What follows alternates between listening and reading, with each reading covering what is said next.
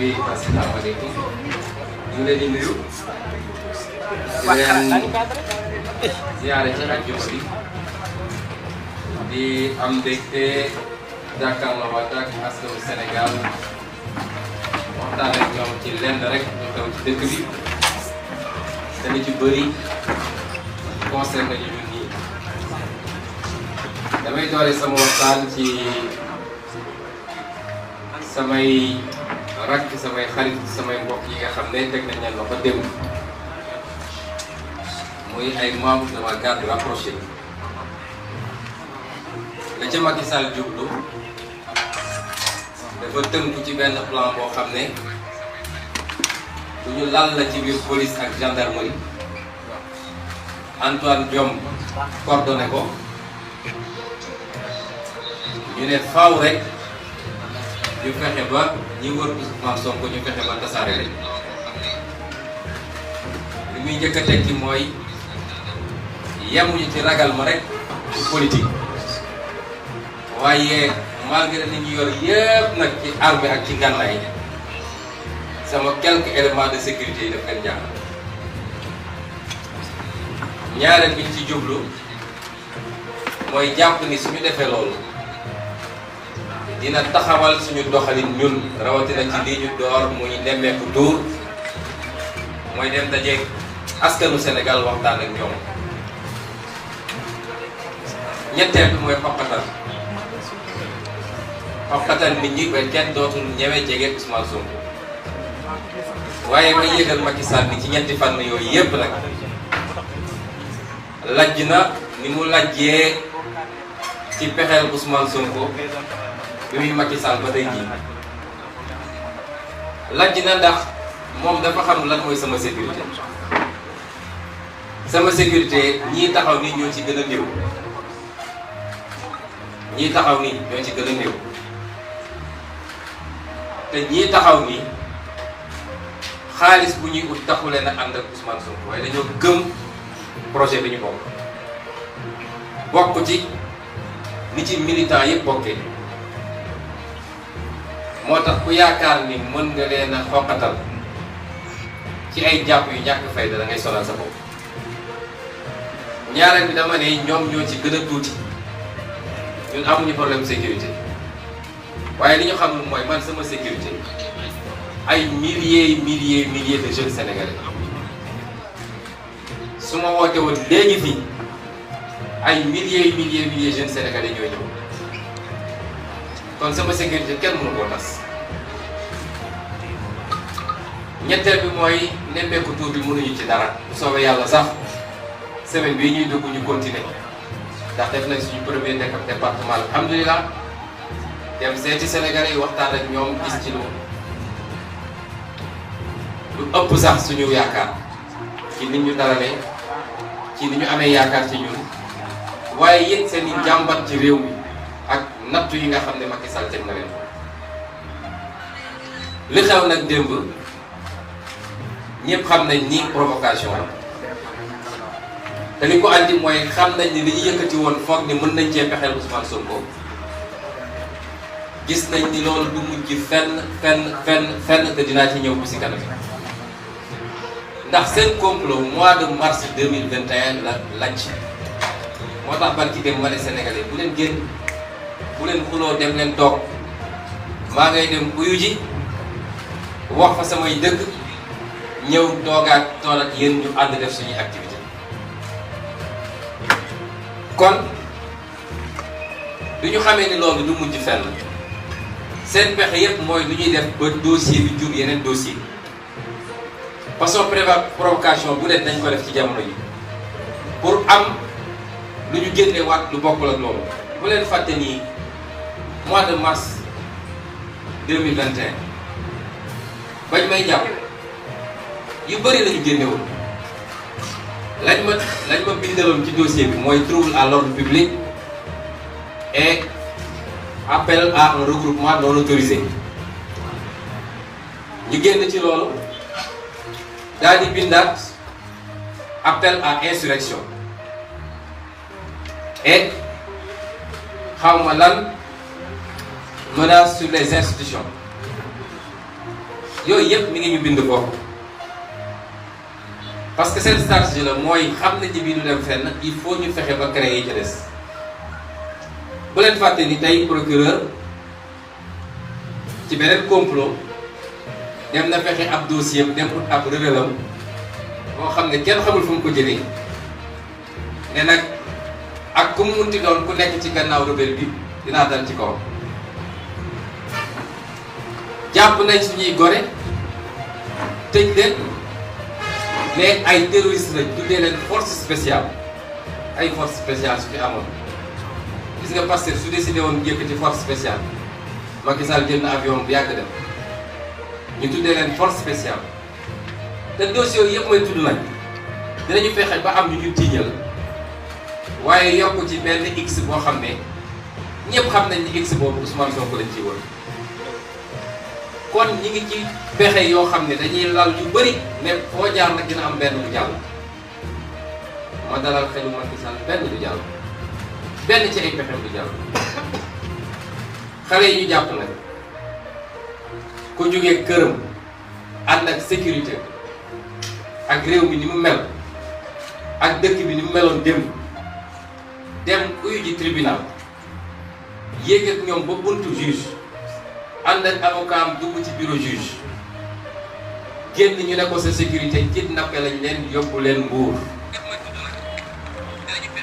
loolu ay méthode du pays stalinien yooyu la du méthode sax réew bu am démocratie te procureur Mbuur waxul dëgg yàgg naa wax ni principal problème mu Sénégal mooy justice bis bu Sénégal di tàkk justice moo koy taal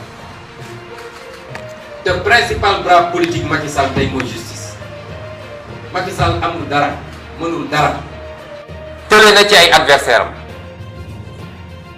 man de mënuluma dara ci kattanu yàlla waaye toujours benn pexe la am te da koy jaarale ci justice te dinaa ci ñëwaat bu si kaname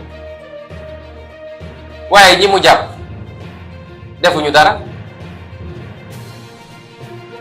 ñooñu man nii la ñu àndaloon parce que société ñu ñu ciblé mooy ñi gën a jege Ousmane Sonko ñi nga xam ne doo gis Ousmane Sonko mukk te gisoo leen ñaar ñi ci gannaaw ñaar ñi ci kanam ñooñu bi incident di am man nañu àndaloon parce que ñooñu du ñu bàyyi seen leader dem di dàqanteeg ay nit ak lu munti am ñun si suñuy liggéey ñooñu toujours ñoo may wër man waaye jàpp ay nit kidnappé leen yóbbu leen dugal leen ci benn néeg daa di woo des plaignants ne leen identifier leen ñii la ñu ne waaw ñii la mu jóg taxaw moom procureur nekk juge parce que dafa ne formellement identifié comme étant coupable procureur day poursuivre rek du moom mooy juger waaye loolu mooy justice Sénégal aujourd'hui toll nañ foo xam ne suñu mbokk magistrat yi nañu moyetu suñu waxee ñu génn di def ay déclaration di yooxu waaye moom ñu dëkk bi de làqatu ci gannaaw justice damay def sama liggéey mu leer ni yoon bii la wax nga wàcc ko fi dem def leneen bis bu réew mi tàkkee doo ci mucc de nañu moyetu di yee fitna parce que Macky Sall moomul réew mi danañu jiital yàlla seen liggéey te bu soobee yàlla dinañ bàyyi xale yooyu parce que defuñu dara Pastef lan lañ ko fi deful song nañ suñu siège ak ay jaas yi gaañ ci ay xale ñu déposé plainte ñu denc plainte bi rey nañu suñu jigéen Mariama Sagna ba léegi teg nañ ko fële dóor nañu suñuy nit damm nañ ay loxo rey nañu suñuy ndaw yu bëree bëri enquête sax ubbiwuñu ko barki démb dégg ngeen bi waa Amnesty ñëwee fii exiger ñu def enquête waaye bis bu ne ñu ngi ñuy pexeel te waa dëkk bi yépp laay waxal nag jiital ci kilifa yi parce que kilifa yi waruñu di intervenir lu dul Macky Sall sukk na fii léegi Macky Sall du mooñ ko ba mu sukk rek kenn du intervenir waaye moom mën na xëy di dóor nit ñi di duma nit ñi di def lu ko neex kenn du wax ci loolu réew du doxee noonu nañu jiital dëgg ñun ñëpp lu ko mooy rek fi ñu jëm du baax am na lu xewoon ci réew mi ay kilifa sàkku ñu ñaan ñu te jamono yooyu ñëpp xam nañ ni pouvoir bi daanu woon ñu nangul leen ko teg seen loxo ñu laaj ñu teg seen loxo lan mooy suñuy jàmbat ñu teg ko seen loxo ba léegi dégguñu ci dara. ci diggante gi waa ji dem na waajal boppam jënd ay ngànnaay waajal boobu ba léegi mi ngi dal ci kaw nit ñi waa ñun xanaa dañuy tënk suñu loxo bàyyi ki ñu jàkkaar loolu nag moom ay loxom libre muy dóor. nañu seetaat réew mi ndax nag lu ëpp tuuru de ba tax nag ñu wax ni bu soobee yàlla daal leen bàyyi te wàññiwuñu dara ci suñu kaaraange ñun ndax ku gis li ma wër xam ni manqué wu ma sécurité dañuy perdre seen temps rek. nee nañu seen opération boobu ñu ngi ko tuddee béy bu sonnee matt loolu mooy code bi biir police mooy nañ leen di provoquer di leen provoquer saa yu ñu demee ba sës rek dinañu agir saa yu ñu agir rek ñu jàpp leen. moo tax ñu dem ba Cikki jël koo xam ne président say liggéey Macky Sall la àndal mu jël ay ndawam ñun ñëw nañ ci dëkk waa dëkk bi yëpp génn teeruñu comme niñ ko defee boobu moo newoon suñu dernière étape wala suñu avant dernière étape. def nañu des dizaines de villages ci département de Mbour fu ñu dem askan wi yëpp génn teeruñu ñu waxtaan ak ñoom ci dal ci réew mi génn dem suñu yoon dem ba foofu ñu préparer seen coup. yow ay nit bu ñuy dajee di waxtaan sa yoon newu ci tey doxal sa soxla loo fay dem uti di saaga nit ñi ak di sànni xeer lan nga fay uti. nit ñi dañuy def légitime défense boo leen attaqué te li ci ëpp ñoom ak ndawu dëkk ba la parce que dañ faa am militant te ñoo leen fa ëpp militant ndax Cikki ñun ñoo ko gagné ci élection législative yi. commune de Diass ñun ñoo ko gagné ci élection législative kon foo gagné ëpp ñu la fay nit ba di la fa song. loolu moo doon benn bi nga xam ne moom laa bëggoon ubbee. ñaareel bi mooy li xewoon démb wala beneen bi xewoon démb te jur lii. démb doyen des juges Maham Diallo woolu dama ma dem uyu ji ndax ma fàttali ko man mosuma bañ a uyu ji ndax ku ragal mooy bañ a uyu ji waaye réew sax boo xam ne république la amul kenn koo xam ne mën nañ nga woo nga ne du ma uyu ji. ba ma njëkkee ne du ma uyu ji dañoo respecté wul woon sama droit ma ne du ma uyu si waaye bañ ko respecté donte wëlbati nañu mbir yi damaa jóg tranquillement sama kër le 3 mars ne maa ngi wuyu ci ñu saboté mbir ma parce que xamoon nañ ni su ma demee gàcce lañ ciy jële ñu saboté mbir mi. waa Sénégal lay waxal démb xëy naa dem yoon bi ma bëggoon jaar le 3 mars ñu bañal ma ko yoon boobu laa jaar démb amul lu ci changé. le 3 mars dama génn sama kër génn cité kër góor gi jaar Mermoz ne damay génn Corniche dem tribunal ndax mooy yoon bu gën a gaaw pour kuy dem tribunal à partir de sama kër. ñu ne dama jaaree noonu faaw rek man ma jaar yoon bi ñu bëgg looloo andi woon coowu 3 mars ak li ci tegu kon ñëpp xam nañ ko tooñ ndax suñu ma bàyyiwoon le 3 mars heure bi dossier bi pare nañ ko bu yàgg.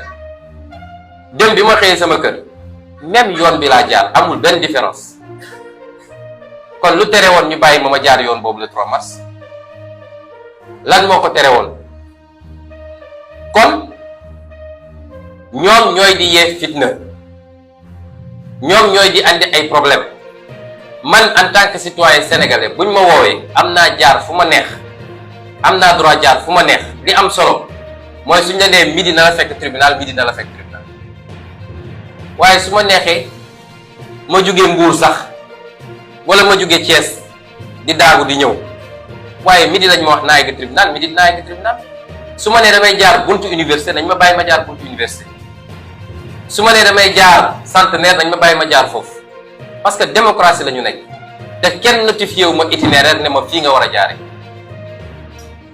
bu loolu weesoo nag dem nañu wuyu ci jàmm ni ma ko waxoon sénégalais yi ñibbisi ci jàmm fanaan suñu kër ci jàmm ndax nag nee naa leen dossier bii du ngeen ci mës a dégg tëj nañ ci Ousmane Sonko de du ngeen ko mës a dégg du ngeen mës a dégg dossier bii tere na Ousmane Sonko nekk président de la République incha allah te lu ma leen mës a wax gis ngeen ko ba ñu demee wuyu ji doyen des juges ñetti laaj la ma laaj ñett wax ji bëri na ku nekk di inventé lu ne bind nañ ko waaye ñetti laaj la ma laaj gis nga interview bi su audition bi su guddee maa ko guddal audition bi mënoon na durer 15 minutes audition bi mënoon na durer fukki minutes ak juróom ndax doyen des juges ñetti question la ma laaj mu pare substitut procureur ne dafa am ay laajam ma ne ko duma tontu say laaj ndax parquet boo xam ne ci complot la dëkk duma ko tontu te dinaa la wax fan ngeen complot yi naa la ci jox ay preuve mu lem ay bagaasam toog ca la ca pare kon interview mu doon na yem foofu audience bi mu doon na yem foofu man maa ko yokk maa ko guddal parce que it li ma waroon wax il fallait ñu bind ko ci dossier bi lan laa wax doyen des juges te dinaa tëjee nag ay laajam li ma ko wax mooy dossier bii lañ ma ciy jiin dara amu ci ay kàcc neen la te yow doyen des juges yow bi ma inculpé boo amee ay preuve teg ko ci table bi parce que xam nga ak droit boo mën a jël muy droit canonique li ñuy wax droit wu diine chrétienne comme diine jullit muy sax suñu aada ñun muy droit bi ñu yor kii tuumaal mooy andi preuve waaye di ku ñu tiimal mooy andi preuve su ma duggoon ci bureau mu andi ay preuve teg ne ma lii de wane ne dangaa def liñ la tuumaal kon wax ji jeex na bu yàgg waaye amul benn preuve boo xam ne doyen des juges génne na ko wala procureur ne liñ la tuumal lii la amut du benn preuve du lu ñuy xool du lu ñuy dégg du lu ñu bind zéro preuve un dossier vide boo amee preuve na ko génne amul benn preuve lu dul déclaration plaignante génnewul preuve naa ci dellu si nag benn preuve génnewu ko waaw ma ne ko nag bu ngeen amee ay preuve ana preuve yi parce que loolu day tax mbir mi gaaw dañu naan wàcc daanoo ci gën a gaaw man de su ma jiiñee nit dara bu ñu nee këtt ne jonn ma génne samay preuve teg ma ne ko nag comme amu leen benn preuve dossier bi 2021 8 mars 2021 biñ may inculpé la ma bindoon ci dossier bi mooy li ñu wax yépp weddi naa ko xaw ma sax lu niroog loolu li ñu wax yépp weddi naa ko xaw ma lu niroog loolu waaye yow ma ci loolu de ma ne ko en plus de ça nag dossier bi ab complot la te complot bi ñi ci nekk diw ak diw ak diw ak diw la kon dossier bi ñaari branche yooyu la dama bëgg Sénégalais yi déglu ma bu baax dama di kuñ doon jiiñ ba far tey man maa wëlbatiku di jiiñaate dañuy wax l'arroseur arrosé man lañ doon jiiñ ba far man tey man maa wëlbatiku di leen jiiñ waaye Sénégalais yi laa bëgg ñu déglu li may wax nii man mi ñu jiiñ ñoom andiwuñu benn firnde benn preuve ci liñ ma jiiñ man mi leen jiiñ damaa andi ay preuve teg ko ci table bi lan laa leen jiiñ dama leen jiiñ ne complot la boo xam ne ñoom ñoo ko organisé su ma nee ñoom nag dinaa lim ay nit fii yoo xam ne ñoom ñëpp seen loxo dafa takk répp ci complot bi nee naa leen complot bi Serigne Bassirou Gueye ancien procureur de la République mi ngi ci daanaka moo ci ëpp sax ay agissement ki ko jàppale dëgg ci li mu doon def mooy commandant Abdou Mbeng tey defe naa colonel la waaye jamono jooju commandant la woon ka ca tegu te loxoom takk rek ci complot bi mooy général Moussa Fall nga xam ne tey moom la ñu dénk lépp luy gendarmerie moo tax mbir mi jaral ko lu ne fi mu ne nii gendarme yi ne woon ci bàmmeel sax génne nañ leen soxla leen tëdd Moussa Fall. ñetteel bi di maître Gabisso maître fàtte naa tur bi waaye Gabi lañ koy woowee moom mooy juróomeel bi bokk. ñu teg ci maître Dior Diagne bi nga xam ne ca lañ ma wax soxna la ci Antoine Diome bu leen fàtte ni Antoine Diome it lu ne mu ngi koy daj ci mbir mi bañ na ba moo dem jël ay waa BIP ne mooy aar ndaw sax di ko rawale tey ma nga Saly gannaaw suba mi nga Dakar gannaaw suba mi nga fële. ñu teg ci Mamadou Mamour Diallo bi nga xam ne loo xam takk na ci rib waaye ñooñu ñëpp boo leen dajalee nag seen digganteeg Macky Sall mi ne ci gannaaw lu juge war a mën a lu ñëtu la te teg ko fu ma teg nag li ma wax mooy yàlla dafa def ñoom bi ñu commencé ba léegi lu ñu nas rek yàlla génne loo xam ne foogewuñ ko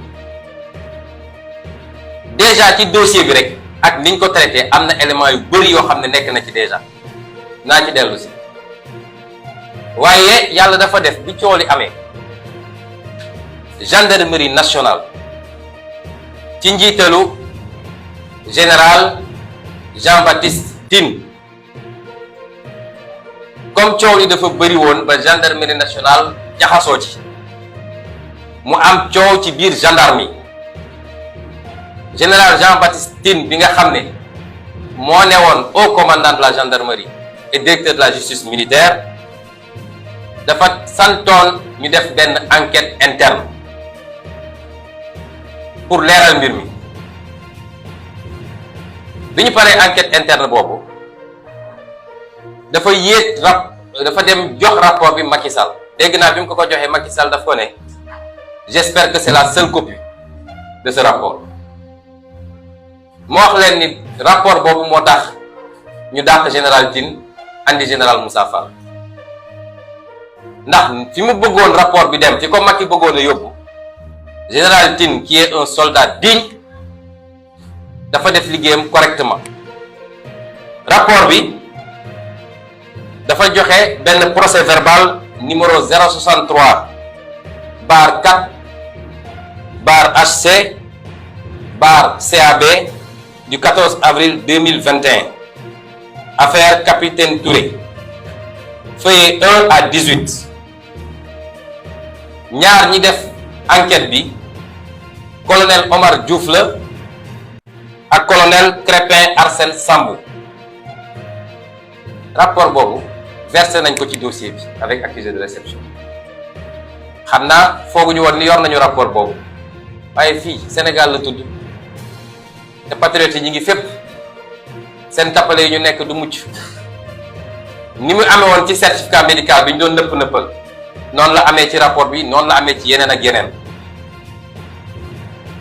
rapport bi lan la wax ci responsabilité Serigne Bassirou Gueye mooy Serigne Bassirou Gueye bi mbir mi amee moom yitteem yépp mooy woon nañu fexe ba jàpp Ousmane Sonko ci saa si moo tax ma ne Sénégalais yéen réglé ngeen dossier bi ba ñu bëggee def li ñuy def mars 2021 askan yépp taxaw ne du fi am boobu la dossier bi jeexee parce que buñ ma tegoon loxo mars 2021 te tey jii ñuy toog ni di wax du ma fi nekk maa nga fële Rebeuss ñu jël seen temps ne dañuy def seen instruction parce que Serigne Bassirou Gueye li mu waxoon commandant Mbengue daf ko ne je sais qu'il est trop fier dina ñëw waaye bu egsee rek téye leen ko en garde à vue après déféré ko ñu door ko mandat de dépôt loolu moo ne woon plan bi te bu ñu fexoon ba làq ma nag du ma mën a taxaw fii di wax la ñu liggéey yépp pour leeral Sénégalais du am kon foofu la ñu lajjee kon moom it dafa it li tubaab naan obsédé dafa amoon yitte bu rëy rëy ci nu muy def ba teg Ousmane loxo ci nu mu gën a gaawee moo tax dafa mujj di paraxe jàpp enquêteurs yi di leen def pression bi capitaine Touré pare rapport am dégg naa nag ñu naan capitaine Touré moom la àndal ak yu demee noonu wallahi ak ajjuma bi ñu ne capitaine Touré benn yoon laa ko mës a gis mooy bi mu ñëwee jox ma sama convocation benn yoon laa ko mës a gis ci àdduna xamuma ko xamaanuma ko jëflantewuma ak moom du démb du tey jii Sénégal nag ku am ngor am dignité rek ñu ne dafa am lu ne ci suuf waaye su doon loolu xam ngeen ni nguur lay àndal kon lii ko dal yëpp du ko dal dañu waxante dëgg. mu def pression enquêteurs yi ne leen gaaw leen pare dossier bi ñu defee PV d'enquête yónnee ko lii mi ngi ci rapport gendarmerie bi ma wax de moom moo delloo rapport bi capitaine Mbengue commandant Mbengue ne ko changel rapport bi mu ne ko changel rapport bi ci ban anam ñaari anam yu garaaw a garaaw bu ci njëkk mooy partie rapport initial bi nga xam ne yépp c'était à décharge pour man mooy partie rapport yi nga xam ne dafa doon fësal ni lii mënul am moom la ci PV gendarmerie moom la ñu def nii souligné ko en jaune ba pare ne partie retranchée dans le PV modifié du 9/2/2011 et ayant fuité mooy partie PV bi nekk ci dossier bi nga xam ne Bassirou Gueye moom la dugal ci dossier bi fi nga xam ne enquêteurs yi capitaine Touré ak capitaine Diop fi ñu bind ne am na loo xam ne mënul ànd ak dossier siif ndax ku ñuy siif yow yaay organiser siif bi programmer ko xool état bi ka nga nekkaloon ci biir nga ne ko génnal yow yaa ko ne génnal kenn newul di génnal loolu tey na xel mënul nangu nit mun nañ ko siif ci anam gi ñaareel bi ku ne man dañ maa yónnee SMS boo xam ne mun na compromettre waa ji ñu ne la ana SMS bi dañ leen effacé naa preuve boo xam ne mun na dugal nit ñu yónnee la ko nga ne effacé naa ko ñetteel bi ñi mu àndaloon ñu d'accord ni ñoom ay fani fan ñi ngi taxaw ci buntu institut bi di gétte di xaar Ousmane Sonko ñëw ak ñi ko fa jël si loolu yépp ñu Serigne Bassirou Gueye ne génne leen ko ci PV bi parce que baaxul day disculper day wane ni lii mënul am procureur de la République buy def loolu faute très très grave la parce que procureur de la République amul droit intervenir ci PV bi moom mooy le maître des poursuites c'est vrai mais enquête bi gendarme yi ñu ko dénk ñoo am autonomie parce que ñoom rek ñoo posé question ñoo dem jëli les faits ñoom rek ñoo war a mën a def seen PV kenn du modifier PV même procureur araam na ci moom mu modifier PV waaye sëñ Bassirou Gueye yemul ci loolu de PV bi nga xam ne moom la enquêteurs yi def PV boobu moo nekk nii 4 pages ak quelques annexes parmi lesquels certificat médical bi nga xam ne dàq na lépp ak audition yi loolu la woon Serigne Bassirou Gueye ne il faut ma charger dossier bi lan la def dafa dem dugg ci ay site internet dem jël ay photo yu bon gis ngeen photo yi ngeen di gis nii dem jël ay jigéen yu simmeeku Serigne Bassirou Gueye dem jël ay jigéen yu simmeeku daal koy dugal ci PV bi ne institut ba moom moo doon def annonce yooyu loolu faux la mais c'est extraordinaire PV gendarmerie bi wane na ni lii musul bokk ci rapport bi waaye li gën a neex samay avocat dañu ne woon juge d'instruction bi na def réquisition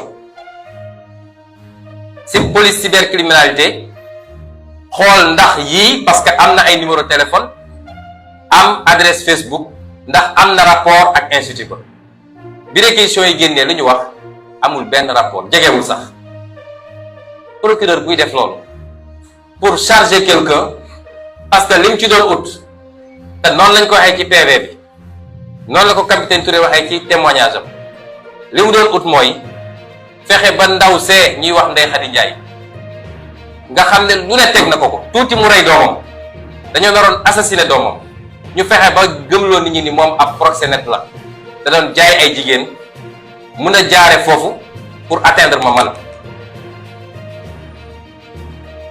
lii dama ko wax le juge d'instruction daal koy génneel des preuves teg jox ko rapport bi nga xam ne du lu ñuy lam-laame. moo tax ci fan yi fii lundi bu soobee yàlla dinaa déposer une plainte devant la chambre criminelle de la cour suprême ak devant ligage contre Serigne Bassirou Gueye parce que Serigne Bassirou Gueye ab criminel la tappaleem yi mu tappale moo jural Sénégal fukki bakkan ak ñeent ci ay complot yoo xam ne procureur bokk na ci ñu ko sum. ñaareel bi mooy lu mu doon def yépp nag commandant Abdou Mbengue la ko doon def loo parce que bi enquête bi paree ba capitaine Touré ak capitaine Diouk di ko doon jàppale joxe commandant Mbengue da leen génne ci mbir mi verrouillé te moom nangu na ko ci PV gendarmerie bi enquête bi moom nangu na ni moom la Bassirou Gueye ne changé mbir yi mu changé ko su ma leen di wax ni noir sur blanc la de moom nangu na loolu moo tax ma ne boole naa ko ci parce qu'il est complice parce que nit ak nu mu ci demee ak loo bëgg-bëgg carrière buñ la joxee ay instructions yoo xam ne dëppoowul ak yoon da nga ko war a bañ. ñetteel bi mooy général Moussa Fall. général Moussa Fall ay fan balaa bés bi ñu ne moom la mbir yi am ba ñuy accusé 15 jours avant général Moussa Fall dafa yebal ay nit dafa yebal benn MDL chef te loolu mi ngi ci rapport bi te ñaari gendarme confirmé nañ ko yebal MDL chef woo directement commandant Abdou Mbengue ñu tëb toute la hiérarchie de la brigade de recherche daal di woo benn MDL chef ne ko demal bërëb sangam boo demee na nga surveiller bërëb bi parce que dañu wax ni diw dafa tëj benn xale boo xam ne mineur la di ko torturer moom commandant Moussa Fall kon moom bokk na ci ñi nga xam ne du jiitu loolu ak gradam bi mu nekk ak position bi mu nekk teg na benn complot pour ne dafay fexe nu muy ootelee Ousmane Sonko pour jàpp ko te lii nekk na ci rapport bi waaye man mii di wax ak yéen MDL chef boobu ñëw na ba ci man ne ma man mii la ñu yebaloon foofu bi ma demee fexe naa ba dugg ci bërëb ba bi ma ko xoolee ba pare dama génn ne leen li ngeen wax mënul am fii non seulement gisuma ko fay mënu fa am parce que bërëb boo xam ne famille dëkk na fa ay nit nekk nañ fa loolu mënu fa am lii bañ may téye section de recherche ma def fa juróom-benni fan MDL chef boobu fekk na ma foofu wax ko kon général Moussa Fall li mu def déshonneur la pour armée yàgg nañ koo tuumal nag ay complot yàgg nañu wax ni loolu mooy métier am colonel Abdou Aziz Ndaw bind na ci lu bëri ci livre am waaye lii lu ko firnde la moom général Moussa Fall. Mamadou Mamour Diallo moom Sénégal yépp xam nañ ni takk na ci ndax mbañeel gi ma bañ ci ni ma ko yoolee ci ni ñu fexee ba escroquer xaalisu Sénégal ci dossier bi ngeen di dégg muy 94 milliards yi te dem wax naa ko juge bi nee naa ko yéen justice matu leen justice opposants yi ngeen fi nekkee di tëb di dal lu leen Macky Sall ne def leen ngeen def lu mu leen ne teg leen suuf ngeen teg ndax dossier 94 milliards yi fii laa ko andi doyen des juges ne classement sans suite parce que donte li ñu wax am na Ousmane Sonko du moom moo ko war a dénoncer est-ce que dégg ngeen wax jooju ku fekk ñuy sàcc nga yooxu ne ëpp sàccee ñu ne la bàyyi sàcc bi mu dem parce que yow yaa ko wax borom kër gi rek moo waroon yóbbu ci loo xam ne suñu alal la ñun ñëpp sénégalais yi may député un député représenté sénégalais yëpp warul mun a wax ci turu sénégalais yi procureur ma def recours ci moom mu jël mbir mi teg ci tànkam waaye yàlla woo yàlla comme dama def saisiroon OFNAC génne benn rapport bi dina publier dañ ko génne ñëpp gis ko. xam nga rapport bi lu mu wax nee na li Ousmane Sonko yépp wax dëgg la escroquerie bu extraordinaire la ba pare laaj procureur ne ko ubbil ay poursuite contre Mamour Diallo ak ñi mu àndal. procureur bu bees bi mi ngi teg tànkam ci rapport boobu Macky Sall daal di génne décret nommé Mamour Diallo ànd ak moom xam nga fan ñuy signe mel ni ñu jaaxle. Sénégal lii moo fi am balaa ngay ànd ak Macky Sall rek nekkal sàcckat wala ngay reykatu nit mu kontaan nag daal lay nommé. C'est extraordinaire li fii rek la mun a am waaye ci PV audition yi nga xam ne Ndeye Khady def na ko moom ci boppam nee na biñ koy njëkk a jàpp yóbbu ko section de recherche Mamour Diallo da ko woo ne ko proposé naa la 40 millions nga changé sa version mu ne ko def ma ko mu proposé leen ba benn saa mu ne ko kon jox naa la 200 millions nga changé sa version pour enfoncer Ousmane Sonko. ndaw si diiña ngoog bëgg nañu rey sa doom proposé nañ la xaalis menacé nañ la toj nañ sa boppu jëkkër nga am sa dignité ne lii duma ci dugg parce que du dëgg duma ci ànd ak kenn. waaye yéen ñëpp nag dégg ngeen enregistrement boo xam ne Mamour Diallo ak plaignante bi Adji Sarr ñoo toog di wax mu naan ko liñ la digoon yëpp dinañ ko def. bu procès bi rombee dinañ la jox sa visa ak sa passeport ak li ñu la waxoon yépp nga génn réew. xam nga loolu du lu ñuy werante man li ma wax yépp dama ay évidence la ay preuve te kenn tegalaguma benn preuve ci ñoom li ñuy wax moo tax ma ne dossier bi jeex na bu yàgg wax jee bëri rek. maître Gabisso bi nga xam ne nag goro la ci Mamour Diallo gorom la. maître Gabisso boobu bi mbir mi amee dafa ne moom yéegul tinul ñu dem ba ci biir mu ne 15 jours avant les faits recevoir naa xale bu jigéen bi jox ko ay conseil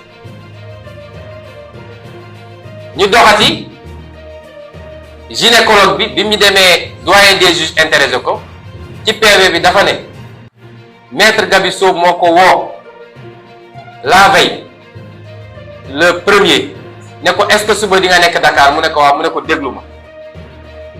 le lendemain mu xëy ba guddi waa ji woo ko ne ko dafa am xale bu jigéen bu am problème sàngam damaa bëgg nga dem jëli ko mu ne man bëgguma woon sax waaye dañ ko ne xale bi fi mu ne nii mi ngi diggante dee ak dund soo demul du baax comme médecin la bu ne su ma demul mun nañ ma ne assistance à personne en danger non assistance à personne en danger mais ne bi ma demee ba foofu biñ ma andi leen ndaw si dama leen ne kii la kii ngeen naan mi ngi diggante dund ak dee kon moom ci ñu ràbb affaire bi la. ci digganteem ak Mamour Diallo lu ñu séq te loolu mi ngi ci dossier bi juge bi gis na ko. maître Dior Diagne bi nga xam ne mooy soxnay Antoine Diome yéen ñëpp gis ngeen li mu njëkk a rëccal te tey mu andi problème ci biir baro bi ba tax duma ci sori waaye Sénégal yëpp gisoon nañ wax mbir mi naka la war a demee bu leen ko tëj bu leen ko jàpp na ngeen def nii dañ fexe ba procès am rek. ñu fexe ba yàq deram ngeen bàyyi ko mu ñibbi mooy plan bi rek ñoom Antoine Diome moom ak keneen waaye moom it seede am na ni bés ba moom moo àndoon ak ndaw si te da koy yóbbu section de recherche ba fekk fa Ndeye Khady menacé ko ne ko da ngay dof boo deful li dinañ la rey kon moom it ci complot bi la bokk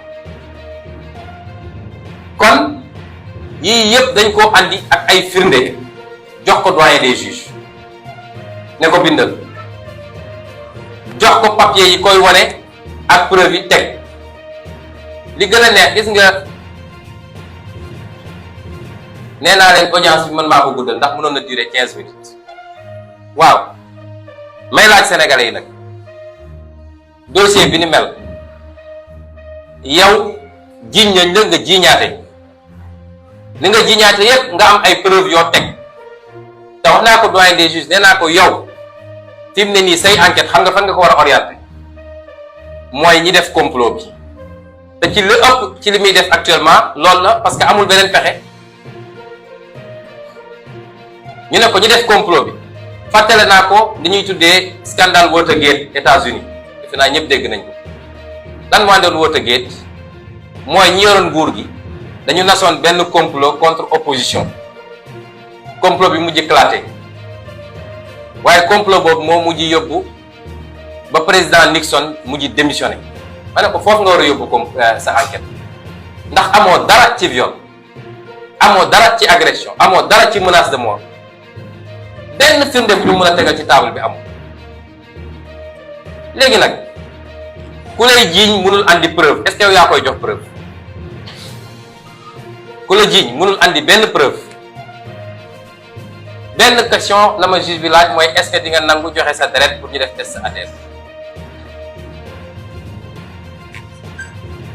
ñi kilifa yu toll nii yépp daje def seen complot ba ficelé ko, complot bi éclaté yàqu, amuñu lenn lu ñu mën a teg ci table bi ñu ne man ma jox leen sama deret man Ousmane Sonko, ñu yóbbu ko xaw ma fan daal di génn ne ah conclusion yi mooy lii. may leen xanaa ngeen dem jëli deretu Bob Marley de sama deret man mii ilaa yow mi di du ngeen ci jot, sama tuflit sax du ngeen ci jot, waxuma laa sama deret, parce que ñàkkuma ful la ba foofu. su dee dossier bi yépp loolu moo ci des, jox ñu sa deret ñu dem daje ak xaw ma kan yóbbu ko ay France ak fu kenn xamul ñëw ne ah lii daje na wala lii dajewul, kon de xam ngeen ni seen dossier jeex na.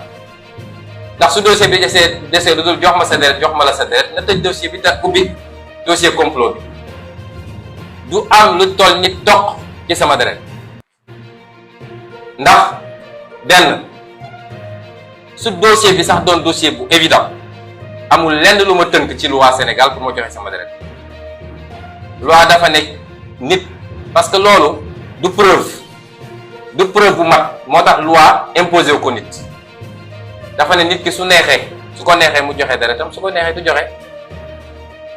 dossier boo xam ne damaa ëmb 2 ans plus tard wasin amul, damaa li fen suñ ko génne woon dëkk bi fen dootul des ci dëkk bi, nga naan nit ki jox ma sa deret. ma ne doyen des juges, sa juróom fukki xel bu mu xalaat ma jox la sa deret, ma jox la sama deret. comploteurs yi su dee nee nañ dañoo def prélèvement, fan la président prélèvement bi dem? Abdou Mbengue moo ko yor ak Bassirou Gueye, ñoom ñu doon complot yor seen prélèvement mën ko substituer lu leen neex, mun def lu leen neex, ñu ne ma jox ma. ba ñu defee dañu yóbbu benn clinique, kooku ne leen mënuma def analyse yi parce que jamono ji amuñu produit yi. loolu yëpp mi ngi ci dossier bi. ñu wëlbatikuwaat dem wëri beneen docteur bu jigéen, kooku ne leen ah dinaa ko mën a def de waaye il faut ma yónnee ko fu ñu koy defee. te ensuite suñu amul luñ koy comparer mënuñu dem fenn. man ñàkk naa ful la ba jël sama deret naan maa ngi koy jox Serigne Bassirou Gueye ak Abdou Mbengue ak doyen des juges ak xawma kan. may leen loolu du am, dossier bi foofu la jeexee. jox ma sa deret du ma la jox sa deret, sama deret dossier ba jeex na. kon ñaareelu laaj bi ma laaj mooy ndax seq nga ak ndaw si dara. ma ne ko je ne te permets pas nga poser ma cette question, que ce soit la dernière fois du ma ko nangu, ndax sama dignité ak sama intimité ci dossier complot bu mel nii mayuma kenn mu ciy wax. man dans 16 mois ñaan naa yàlla nekk président de la République du Sénégal. boo amee sa preuve génneel, boo amul toppal na li. ñetteel bi mooy ndax reconnaître nga dem nga fa ak yan date nga fa dem. ma ne ko sëñ bi man du ma toog ci mbedd mi fu ma dugg daal di bind date bi dugg naa fi. daan naa fa dem moom wax naa ko ñëpp dégg ko, waaye ban date la ak ban date ak ban heure jàpp ma ko. ñetti questions yi de la ma doyen des juges posé, amul beneen. ñetti question la ma posé, amul beneen. la ca des yëpp mooy li ma wax man te mu feeñ te muy ay preuve yu leer. yu mu paree ñetti question yi la pare ci affaire bi moom. bi procureur jëlee kàddu ne day laaj, may laaj Sénégalais yi, parquet bu bokk ci complot bi est-ce que man war naa toog di tontu ay question lu ne fàng, parce que administration continuité la c'est le même parquet ñoom tey ñooy def poursuite sur la base de ce que Bassirou Gueye a laissé ici moo tax dossier bi juge bu jaaree yoon bu matee juge bés bi ma déglu lendemain la wala clôturer dossier bi def classement sans suite parce que amul dossier et il le sait la ca des yëpp wax yaakaar ni mën nga yàq deru nit tey laa gën a siiw ci Sénégalais yi tey laa gën a dëgër tey laa gën a am ndax bi ñu commencé wax ba léegi ah su ma génnoon fi ngeen gis de te ñaari élection jaar na fi te gis ngeen samay campagne kon ñi ngi sant yàlla kon échec total la dégg naa nag ñu wax ci lu bëri nee nañu dama doon menacer juge bi man menacé wu ma juge bi de juge bi dama ko wax li ma ko wax dama ko ne Sénégalais yi dootuñu nangu réew mi di tàkk ci benn acte boo xam ne benn magistrat moo koy posé parce que nag moomu leen nit ñi de moomu leen nit ñi de doxal leen yoon wax droit jàmm ne ñooy lu ko may nag su ngeen taalee réew mi du ngeen ci mucc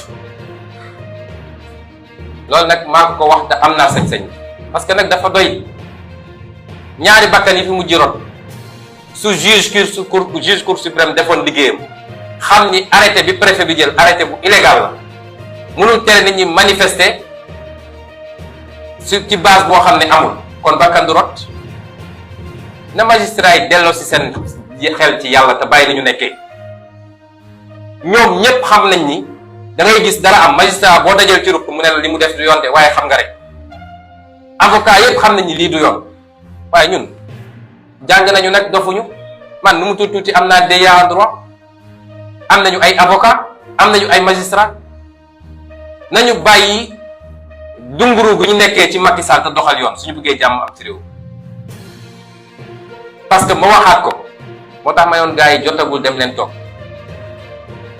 bu dee bëgg nañu taal réew mi rek nañu essayer def lu ñu warul def ci dossier dégg naa Macky Sall ku mu gis ne ko li fi xewoon du fi xewaat lu ko raw moo fi xew nañu delloo ci seen xel te respecter Sénégalais yi réew mi tal na leneen nit ñi lekkuñu naanuñu nit ñi liggéeyuñu nit ñi fajuwuñu réew mi nit ñi sonn nañ ngeen xëy suba ba ngoon jot di complot pour ni ngeen liquider adversaire politique loolu ba kañ ay magistrat leen ci jàppale foo mu jeex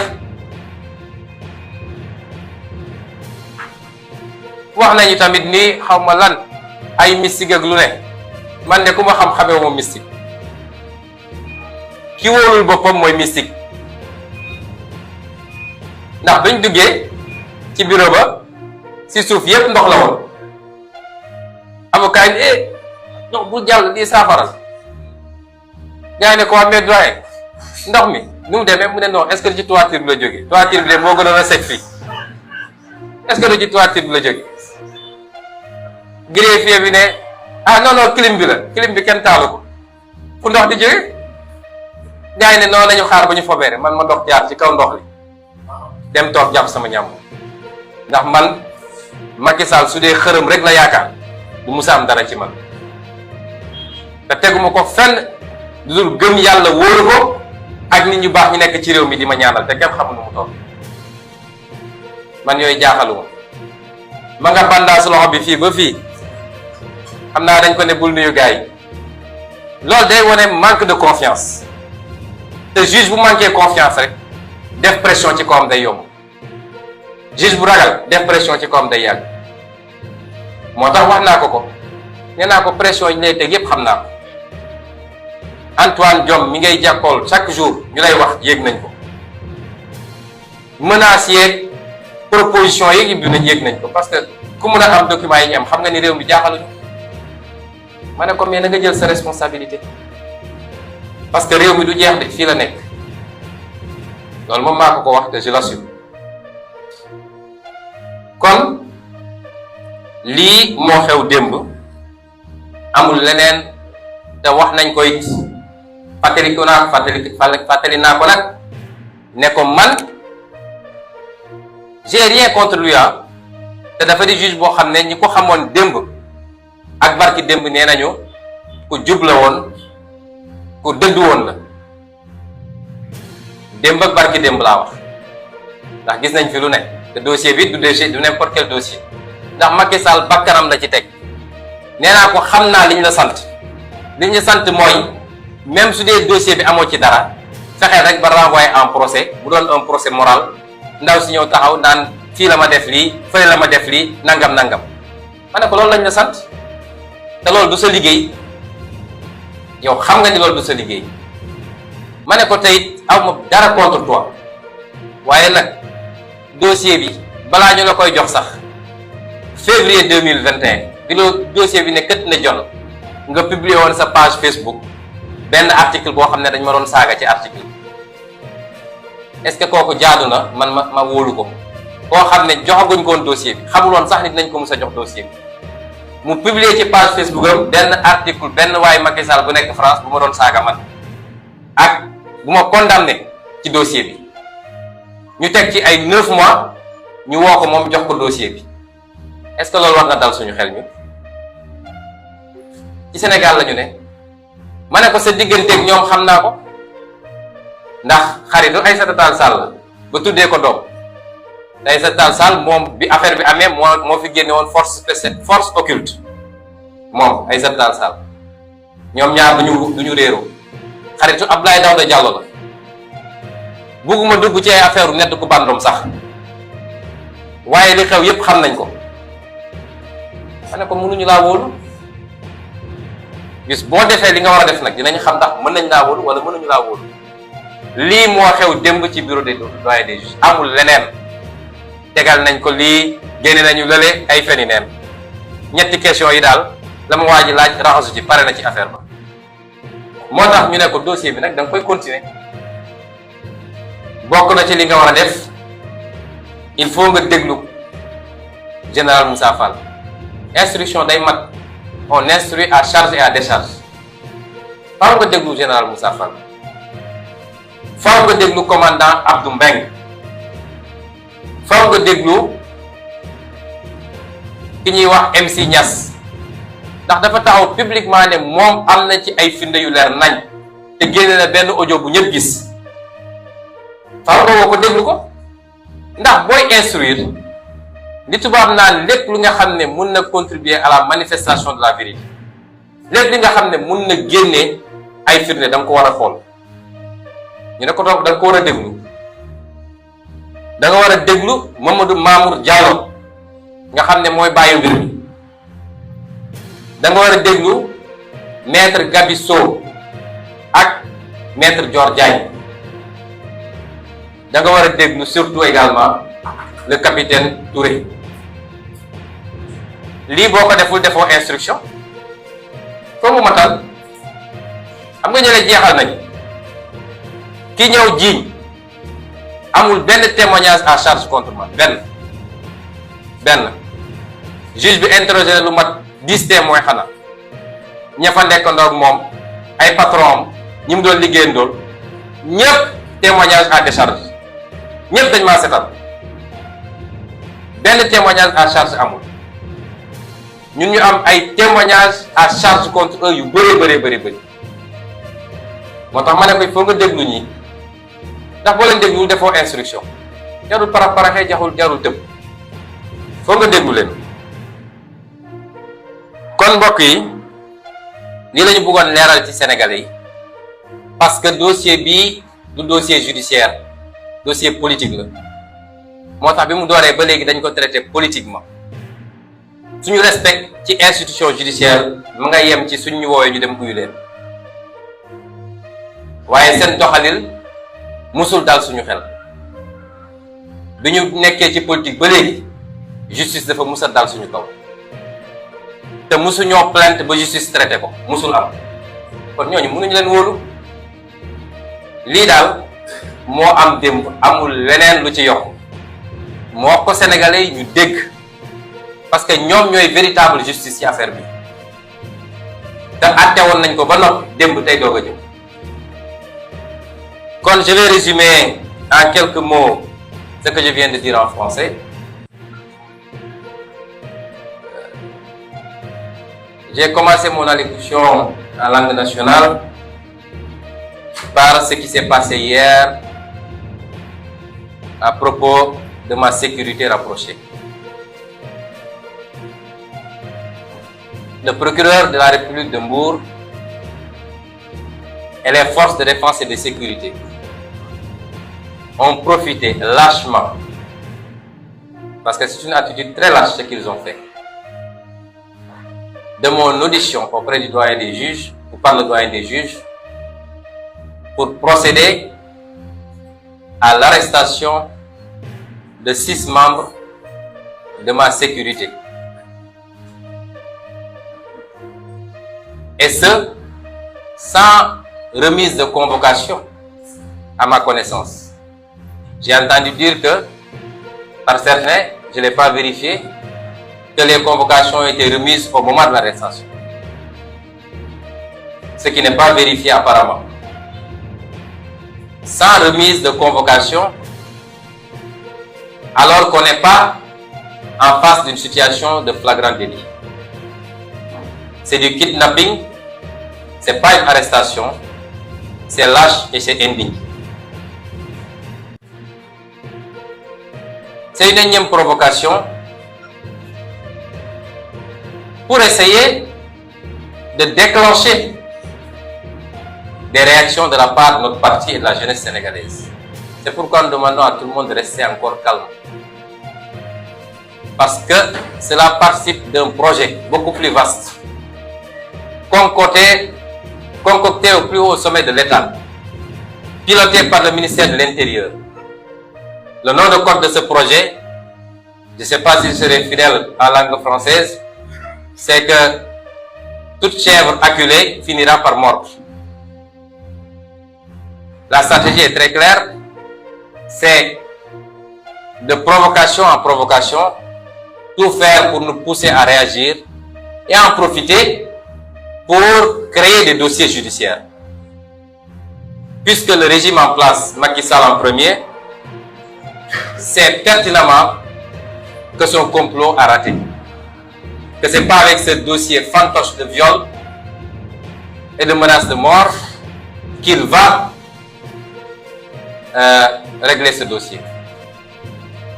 Vous savez, le doyen des juges, tel que je l'ai vu, lui-même ne croit tellement pas à ce dossier qu'il ne m'a posé aucune question sur les menaces de mort. Rappelez-vous que je suis poursuivi pour viol et menaces de mort. Aucune question sur les menaces de mort. Parce qu'il sait que c'est ridicule, c'est fantaisiste. Moi qui débarquerai je ne sais où comme Lucky Luke avec une artillerie pour menacer, il n'a posé aucune question sur cela. Donc Macky Sall sait que ce dossier est mort-né, qu'il est vide, qu'il ne correspond à absolument rien, à part essayer de jeter l'opprobre sur ma personne en nous déplaçant sur le terrain vulgaire de mœurs. Mais cela n'a pas payé. Parce que plus ils en inventent, plus je gagne en popularité auprès du peuple sénégalais. Et les 2 élections qu'on vient de vivre en attestent suffisamment. Puisque nous avons quasiment laminé. Ceci pour vous dire que ce qui s'est passé hier entre dans ce cadre. C'est d'essayer de créer des dossiers dans ce dossier puisque ce dossier est vide. Je vous rappelle qu'en mars 2021, plusieurs procédures avaient été ouvertes contre ma personne. Attroupement non autorisé, trouble à l'ordre public, menace sur les institutions, appel à insurrection. Parce que c'était la stratégie, c'était de partir d'un dossier, mais d'en ouvrir une panoplie en se disant qu'il y aura forcément un dossier qui va passer. Et qui va nous permettre, ne serait-ce qu'une condamnation avec sursis, pour l'empêcher d'être candidat en 2024. Eh bien, je dis à M. Macky Sall qu'il perd son temps, lui et sa justice. Ceux qui ont été arrêtés sont les membres les plus rapprochés de ma sécurité rapprochée. C'est ceux qui ne me quittent quasiment jamais, quelle que soit la situation. Vous pouvez visionner toutes les images, vous verrez qu'ils sont toujours avec moi. Ces messieurs n'ont participé à aucun affrontement. Ils n'ont participé à aucun risque Et c'est à tort qu'ils ont été arrêtés. Sans identification ni preuve. Le procureur qui s'est transformé, lui, en juge, a même décrété leur culpabilité hier. Et vous voulez prendre des gens qui sont ciblés depuis longtemps. Limousine, Momo, Petit Lamine, Boy, Diao, tout le monde sait que depuis longtemps ils sont ciblés. Ils sont sur les tablettes des forces de défense et de sécurité. Ils sont surveillés, ils sont filés du matin au soir. Nous le savons tous. Et ils ont profité de ça pour venir les cueillir, les mettre dans une pièce, appeler les plaignants pour dire, dites que c'est eux. Dites que vous les avez identifiés. Ils n'ont participé à absolument rien. Et ce qui s'est passé à Kiki relève de la légitime défense. Parce que nous avons été une énième fois attaqués. Vous savez, nous on fait une tournée pour aller à la rencontre des populations. Nous n'allons agresser personne. Et nous avons fait des dizaines et des dizaines de villages dans le département de Mbour. C'était l'avant-dernier village de notre tournée. L'avant-dernier village. On n'a jamais eu de problème. Jamais. Et là-bas, c'était planifié par une dame qui se trouve être de l'APR et travaille à la présidence de la République. Qui a planifié une attaque en règle et nous n'accepterons jamais de nous laisser taper dessus, de nous laisser jeter des cailloux sans réagir. Mais le plus gros de la réaction, je vais vous le dire, c'est les militants de la localité. Ce n'était pas ma sécurité parce que ma sécurité était autour de moi. Quand il y a des problèmes de la sécurité, fait bloc autour de ma personne. Et moi-même, de là où j'étais, je n'entendais les bruits que de très loin. Ce qui fait qu'on a poursuivi tranquillement les discussions que nous entretenions avec les populations. C'est à la fin qu'on m'a rapporté ce qui se passait de l'autre côté. Et beaucoup de membres de cette sécurité-là étaient autour de moi. Ils n'étaient pas mêlés à ça. Je rappelle que nous avons plus de militants que dans cette zone comme presque partout au Sénégal maintenant. Parce que nous avons gagné Tiki largement lors de ces élections législatives. Nous avons gagné toute la commune de Dias. Et partout où nous allons, c'est d'abord nos militants et nos jeunes qui viennent nous accueillir et qui font bouclier. Et je veux rassurer Macky Sall et Antoine Diome qu'ils ne pourront jamais décimer ma sécurité. Ma sécurité, ce n'est pas seulement ce que vous voyez là. Et vous voyez que je suis bien encadré. Mais ma sécurité, c'est des milliers, voire des millions de jeunes Sénégalais. C'est ça ma sécurité. Je veux les rassurer également qu'ils ne pourront jamais interrompre ou handicaper la tournée nationale que nous avons démarrée. D'ailleurs, après ce petit répit, nous allons reprendre, s'il plaît à Dieu, la semaine prochaine. Nous ferons les 46 départements du Sénégal. Nous ferons toutes les communes du Sénégal et nous ferons le maximum de villages du Sénégal pour aller rencontrer des Sénégalais. Et ce qu'on a déjà vu dans le département de Mbour est extraordinaire et dépasse toutes nos attentes. C'est ça qui leur fout la frousse que vous voyez actuellement. Parce qu'ils savent qu'on avait déjà conquis toutes les grandes agglomérations, toutes les cités urbaines. Mais ils se rendent compte que nous sommes en train de prendre le monde rural. Et c'est ça qui leur fait peur. Mais je les rassure, ils ne pourront pas arrêter cette tournée. Nous allons continuer le plus tranquillement du monde. Ce que je voulais dire ensuite, c'est par rapport à l'audition qui s'est tenue hier au bureau du doyen des juges. Ce matin, hier soir déjà, mais ce matin également, beaucoup de choses ont été dites sur ce fameux face-à-face. Certaines sont vraies, beaucoup d'autres ne le sont pas. Je veux dire simplement que cette audition aurait pu tenir en 15 minutes. Ce qui dénote du manque de sérieux de ce dossier. Un dossier qui a tenu en haleine le Sénégal depuis 18 mois. Un dossier qui a provoqué le chaos dans ce pays comme il n'en a jamais connu. Un dossier qui a coûté énormément au Sénégal en pertes en vies humaines, en biens matériels, en intégrité physique. un tel dossier et tout le monde retenait son souffle et attendait ce fameux face-à-face entre Ousmane Sonko et le juge. Monsieur le juge, monsieur le doyen des juges ne m'a posé que 3 questions. 3. Pour vous dire vrai, en quittant ma maison, mon épouse m'avait demandé s'il fallait préparer le repas pour nous. Je lui ai dit non, je ne pense pas qu'on reviendra avant minuit. Cette audience aurait pu durer 15 minutes puisque le doyen des juges ne nous a posé que 3 questions, j'y reviendrai. Elle a finalement duré beaucoup plus longtemps parce que j'ai pris le temps de développer mes arguments et de démontrer le complot dont je suis victime au doyen des juges. Donc, au moins sur 1h30 minutes, c'est moi seul qui ai développé et qui ai présenté au doyen des juges mes arguments. Le doyen des juges m'a posé 3 questions. J'y reviendrai dans la deuxième partie. Mais j'ai démontré au doyen des juges en quoi ce dossier était un complot. Et je lui ai cité les acteurs du complot. La liste n'est pas limitative. Parce que si le doyen des juges daignait creuser encore un peu, ce dossier le mènerait tout droit vers Macky Sall. Tout droit vers Macky Sall. S'il a le courage d'aller aussi loin.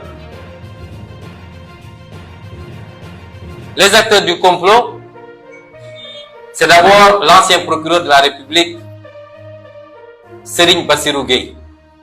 J'ai du mal même à mettre le mot procureur parce qu'un procureur, la dignité d'un procureur ne doit pas permettre certaines choses.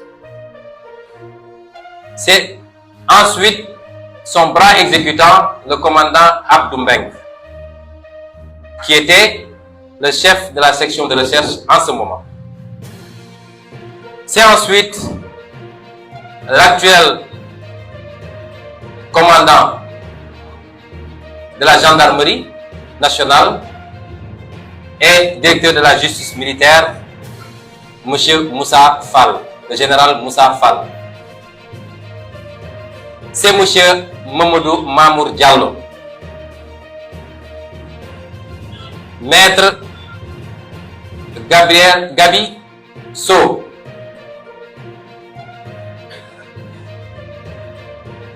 son nom me revient, maître Pape Samba Sow dit Gabi, maître Pape Samba Sow dit Gabi, avocat.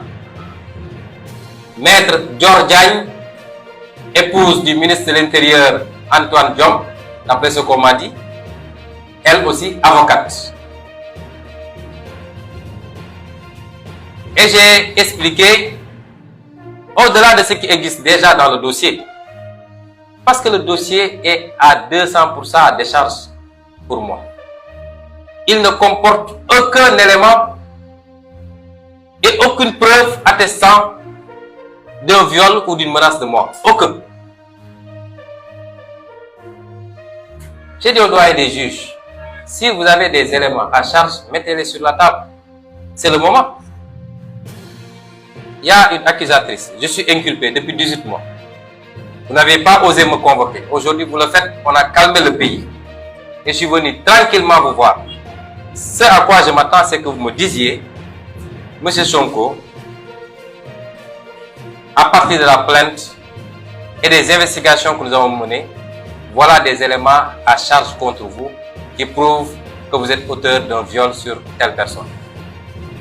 Rien de cela n'a été. Le procureur, le doyen des juges ne m'a, en présence de mes avocats, n'a agité aucun élément de preuve. Aucun. Et donc, je lui ai dit, moi, lors de la première comparution avec son prédécesseur, j'avais inscrit noir sur blanc 2 choses. À la question, est-ce que vous reconnaissez les faits? J'avais répondu absolument pas, je ne reconnais aucun, je ne reconnais aucun de ces faits. Je n'en connais même pas. Et deuxièmement, je suis victime d'un complot organisé, préparé, exécuté par telle et telle et telle personne. C'est ça qui était inscrit sur le dossier. Je lui ai dit, le dossier a 2 volets. Volet accusation, volet contre-accusation. Que chacun apporte ses preuves. Et puisque vous êtes incapable de me montrer ne serait-ce que le début d'une preuve, moi je vais vous donner mes preuves.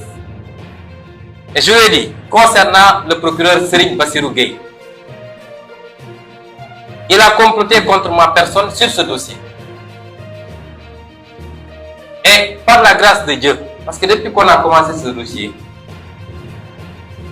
je ne peux que remercier le Seigneur. Parce qu'à chaque fois et à chaque étape, il a permis d'accéder à des données et des informations qui ont mis en évidence un certain nombre de choses. Depuis la publication par je ne sais qui du rapport d'enquête compromis par Serigne Bassirou Gueye, la publication du certificat médical établi par le gynécologue, jusqu'à maintenant, à chaque mois, à chaque fois, Dieu nous a permis d'accéder à des informations qui ont permis aux Sénégalais. Parce que ce dossier, c'est un dossier politique. Et ceux qui jugent un dossier politique, c'est les Sénégalais. Ce n'est pas les magistrats. Ils ont beau s'agiter, mais c'est les Sénégalais qui jugent. Et c'est pourquoi les Sénégalais, en juge, étaient sortis au mois de mars dernier pour dire ça ne se fera pas. Et par la grâce de Dieu, nous avons pu accéder à un document qui est essentiel. Essentiel dans ce dossier. De quel document s'agit-il? Il s'agit du procès verbal d'enquête interne de la gendarmerie nationale. Le procès verbal numéro 063 4 bar 4 bar HC bar CAB du 14 avril 2021 intitulé Affaire Capitaine Touré, feuillet 1 à 18. Lorsque les choses se sont passées comme elles s'étaient déroulées l'année dernière, M. Jean-Baptiste Tine, qui était en ce moment le haut commandant de la gendarmerie, un bon soldat digne et loyal, avait ordonné une enquête, et cette enquête avait été menée par le colonel Omar Diouf et le colonel Crépin Arsène Sambou. Ce rapport, on l'a versé dans le dossier. Les conclusions sont sans appel. Et c'est pourquoi je crois que Macky Sall va avoir la surprise de sa vie, parce qu'il ne sait pas que nous détenions ce document. Il paraît que quand ce document lui avait été remis, la première question qu'il avait posée, c'était « J'espère que c'est la seule copie ». Eh bien, ce n'est pas la seule copie. Parce que nous sommes dans un peuple de personnes dignes et de patriotes. Dans un peuple qui n'aime pas l'injustice. Ce que Macky Sall doit savoir, autant il est renseigné sur nous, autant on est renseigné sur lui. Même quand il prend son petit déjeuner, on sait qu'est-ce qu'il a mangé. Donc il n'a qu'à arrêter ses gesticulations. Qu'est-ce que dit ce rapport? Ce rapport dit que Serigne Bassirou Gueye, procureur de l'époque, a travesti, a manipulé, a détérioré une pièce centrale dans un dossier, c'est-à-dire l'enquête préliminaire conduite par les capitaines Omar Touré et le capitaine Diop. Il a manipulé les conclusions de ce rapport pour y introduire des éléments à charge contre moi et y soustraire des éléments à décharge. Il n'y a rien de plus grave. C'est une forfaiture. C'est pourquoi d'ailleurs, nous avons décidé, dès lundi, s'il plaît à Dieu, de déposer une plainte devant la chambre criminelle de la Cour suprême et devant l'IGAJ contre le sieur Serigne Bassirou Gueye, avec preuve à l'appui. Il a dénaturé ce rapport dans quel sens? Un certain nombre d'éléments à décharge relevant des conclusions des enquêteurs sur la partie intitulée Réflexion sur les faits. Un certain nombre de décharges dans lesquels les enquêteurs exprimaient leurs doutes. Comment quelqu'un qui se dit victime de viol répétitif peut-il demander aux autres personnes qui étaient présentes dans la salle de quitter la salle pour la laisser seule avec son bourreau? Comment cela est-il possible? Comment est-ce que une personne qui doit avoir été victime de viols répétitifs avec menace de mort peut supprimer des messages qui, en soi, devaient être des pièces à conviction qui prouveraient ces accusations? À la question de savoir, vous dites que vous avez reçu des SMS de Sonko qui disaient ceci, où sont ces SMS, et dit, j'ai supprimé ces SMS. Et les enquêteurs avaient dit qu'il y avait comment elle a pu supprimer ces preuves matérielles qui auraient pu participer à la manifestation de la vérité. Ensuite, pour une victime de viol répété, son comportement reste assez curieux.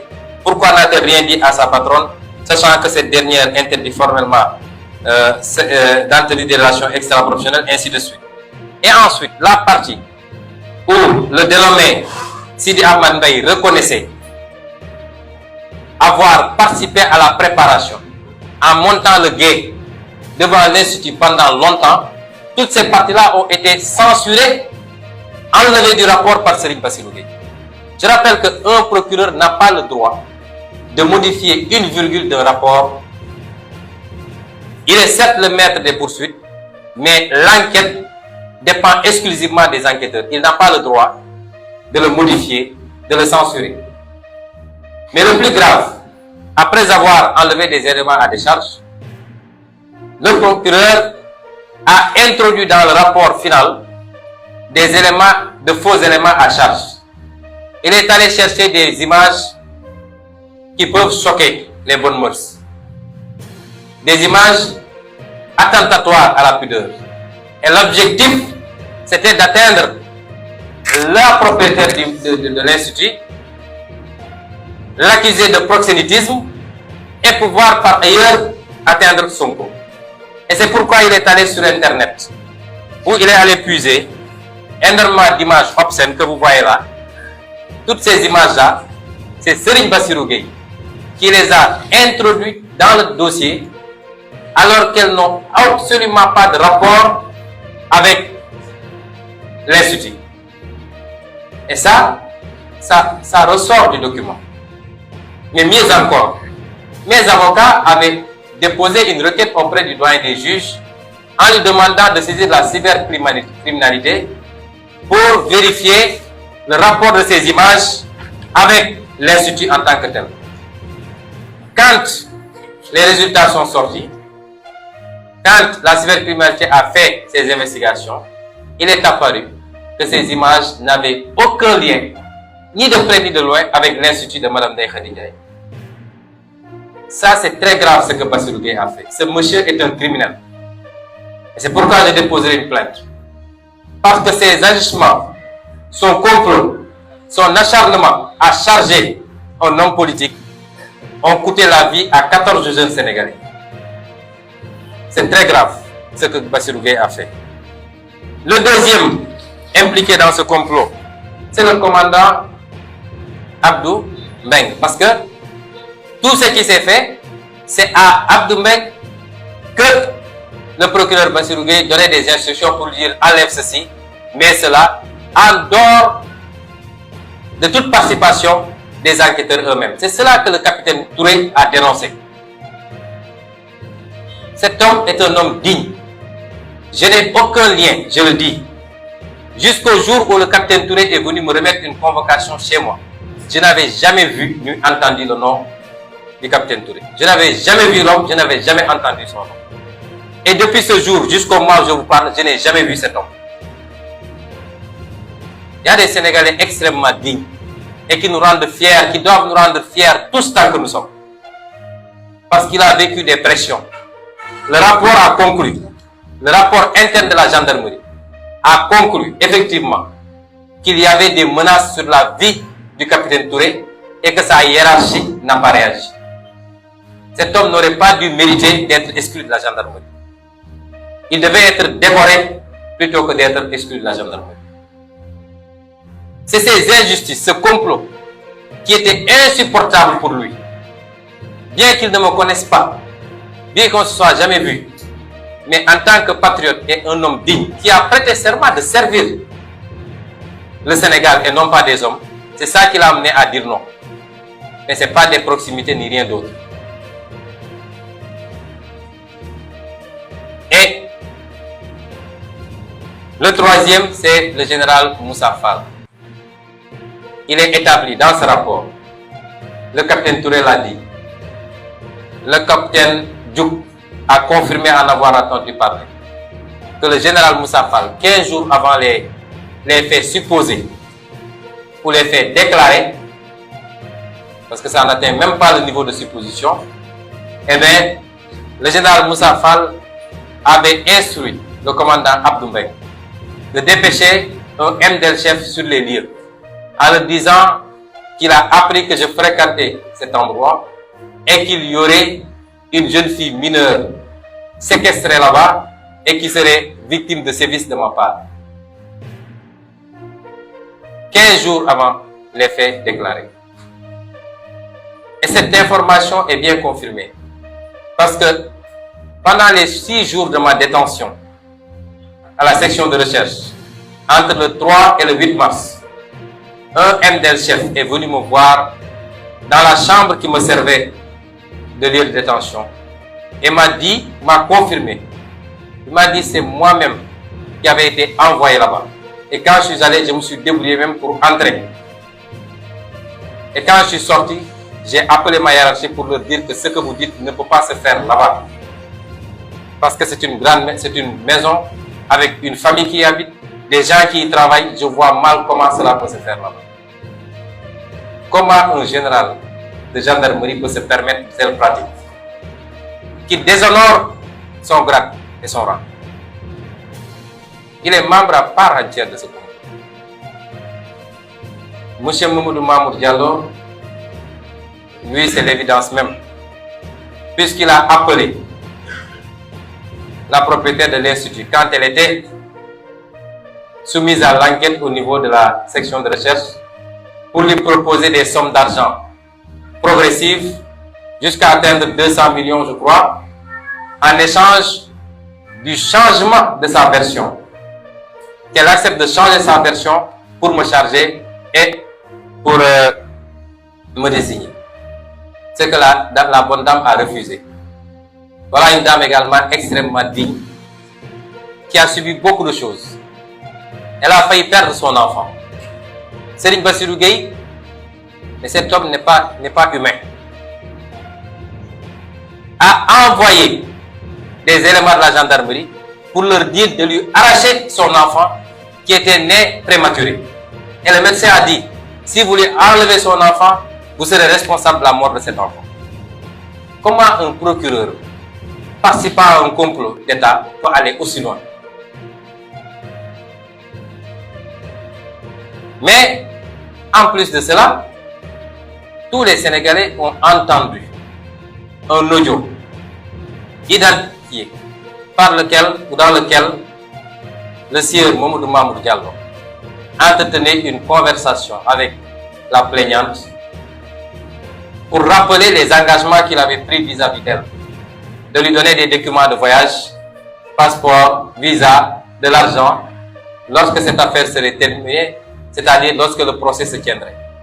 Et hier, j'ai dit au doyen des juges, j'ai posé la question au doyen des juges, est-ce que c'est vous qui avez promis aux gens un procès? Parce que vous êtes le seul à pouvoir renvoyer un procès sur un dossier totalement vide. Et tous les gens de l'APR, de la présidence de la République aux plus petits militants, sont convaincus qu'il y aura procès. Nous savons les pressions qu'il subit, je vais y revenir. Maître Gabisso, qui est le beau-frère de Mamour Diallo. Je rappelle que Mamour Diallo,